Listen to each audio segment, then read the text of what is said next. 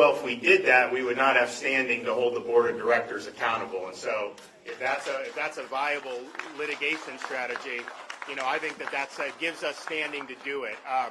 We have not, as a matter of course, gotten involved in these investment decisions. Our state pension fund is one of the top 10 in the country.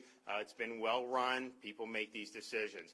Now, there are from time to time where the legislature will come and do things like about companies that boycott, divest, sanction Israel, for example. So Airbnb did that before I became governor. As soon as I came in, we put them on the list.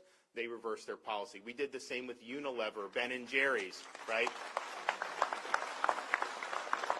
And so the issue is, okay, what do you do from a statutory perspective to channel your investments in a way that make the most sense?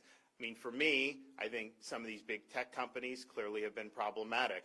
I think some of the investments where you look at like the Communist Party of China and what they've been involved in, and not just like state-owned stuff, but these other companies where there'll be Chinese backing, yet you got to kind of peel back the layers. So we're going to look at all that in terms of what can we do statutorily to say, here's where we don't want to go for investments. But I think certainly in the near term, the fact that they did have this in the pension fund, that gives us an ability to potentially get some relief. And that's the thing. When you're in a situation like this, if the board is acting in ways that are breaching their fiduciary duty, if they're doing it for reasons of power and politics and basically to serve as a suppression arm of the government, well, then you're in a situation where you need some accountability there. Because first of all, that's not free market capitalism when you have that, okay? That's a ruling junta that's using their policies to try to marginalize people that disagree with them, and that's not what we want. I would also point out, we passed a big tech accountability and transparency bill last year. They immediately sued on it, which we knew would happen. They had a liberal judge issue an injunction against our law. That law is actually on appeal and is going to be argued, I think, next week or within the next 2 weeks in the 11th Circuit U.S. Court of Appeals. I don't know exactly the panel, how you get a 3-judge panel, sometimes good, sometimes not. The full court in the 11th Circuit is excellent, so I think we'd have a good thing. But some of the things we did in that bill is not allow these big tech companies to ban candidates for office, because you really could have a situation where someone down the stretch, like you have all these Senate races or something, and what are they going to do? They're going to deplatform all the Republican nominees so to be able to help their party. That's clearly it's got to be like an in-kind contribution or something. And so we did that. We also gave individual Floridians the ability to use Florida's Unfair and Deceptive Trade Practices Act to sue big tech if they're censored or deplatformed. And the theory is simple. They advertise as being open platforms. They advertise as you being able to express yourself and communicate with other people, and yet their censorship decisions and deplatforming decisions are based on viewpoint discrimination. They are trying to marginalize people that dissent from the narrative, people that will go against the narrative and go against their worldview. And so that's a consumer fraud, basically, because they're making a lot of money off the data that they get from you. I can tell you that right now. And so to be able to do that. So, look, we'll see how the argument goes, but this will be, if we're able to get a positive ruling, have been the first state in the country to do anything to hold big tech accountable. And so that's really the direction we need to go. And with respect to the Twitter action, I have lawyers reviewing it.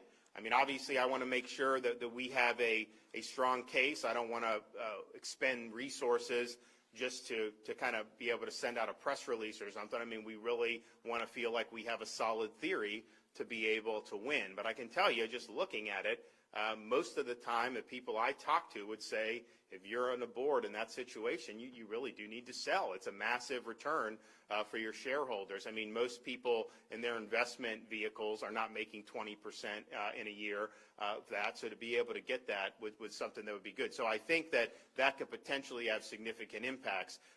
But we do need to see, much more diversity of thought in terms of some of these companies. I mean, look, I think some of the companies should be broken up because I just think they're too big, and I think they have too much power over our economy and over our freedoms.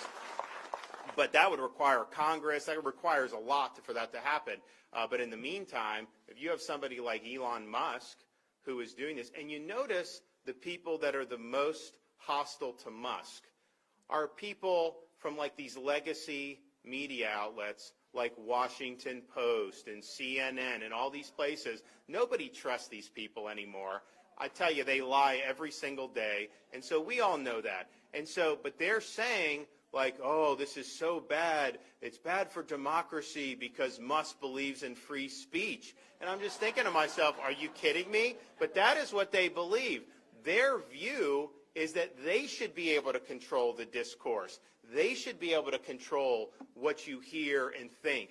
They should be able to impose a narrative on our society. And Elon Musk represents a threat to that. And quite frankly, he represents a threat to their power. But all he's doing is wanting to liberate the platform so that people are able to converse and are able to really hold some of these people accountable for their lies. And so I think that that's a positive thing that he's trying to do. I hope the deal ends up going through. It seems like it's probably not. And so we're going to look at our options because I think these are really significant issues. I mean, if you have to have a free society where we're governing ourselves, you really need to have people be able to stand up and speak the truth. And the fact of the matter is, when you've had a lot of these big institutions, from media to tech, that have really been corrupted by ideology, they don't want you speaking the truth. When you speak the truth, that really threatens. It threatens their position and it threatens their power. So they're going to come after you. And they're going to use the tools that they have at their disposal to do it. That may mean shutting you up. That may mean kicking you off the platform. It really means it could be anything. And so we just have to understand that that's kind of where the battle lines are drawn and make sure that we're on the side of a free society. And so that's what we're doing in Florida.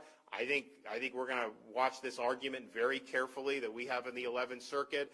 When we propose this, people say, oh, you can't touch big tech. Look, I think we're going to win on some of these key points in the law, which I think will be really, really monumental for this country and this society. So stay tuned on what we're able to do in the Twitter situation. I want to make sure that we have a viable path forward. I'm not just going to do it if it's not going to be something that has a chance of success. But somebody's got to start speaking out against this stuff, and we're going to do that. Thanks, everybody. Thank you.